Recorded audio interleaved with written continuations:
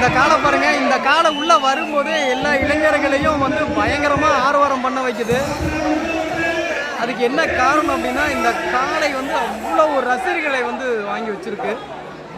ஜல்லிக்கட்டு அப்படிங்கிறதுல வந்து புகழ் பெற்றது. இன்னும் பாருங்க, உள்ள வாடி வாசல் அப்படின்னா உள்ள கூட இன்னும் வரல, அப்படியே மல்லு கட்டி இழுக்கிறாங்க. வேற ஏதாவது 30 இளைஞர்களுக்கு மேலே இருப்பாங்க.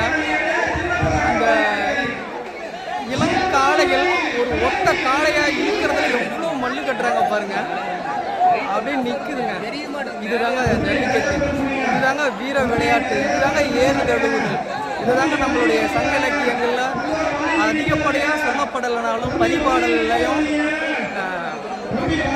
மலைபடம் கடம் நூல்கள்லையும், இன்னும் சொல்லப்போனால் இதுக்கு முன்னாடி சொன்ன பதிவுலேயே சொன்ன சிலப்பதிகாரத்துலையுமே சொல்லப்பட்டிருக்கு. பாருங்க, இந்த காளை நிற்கிது பாருங்க. இதுதாங்க ஏறத்தாழ ஒரு 30 அல்லது 20 இளைஞர்களாக இருப்பாங்க.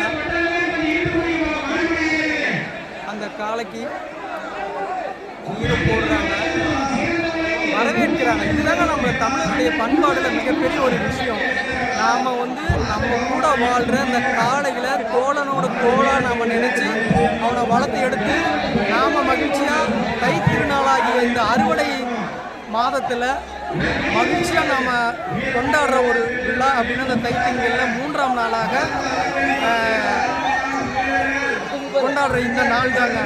அதுக்கு பாருங்கள், மக்கள் அல்லது இளைஞர்களுடைய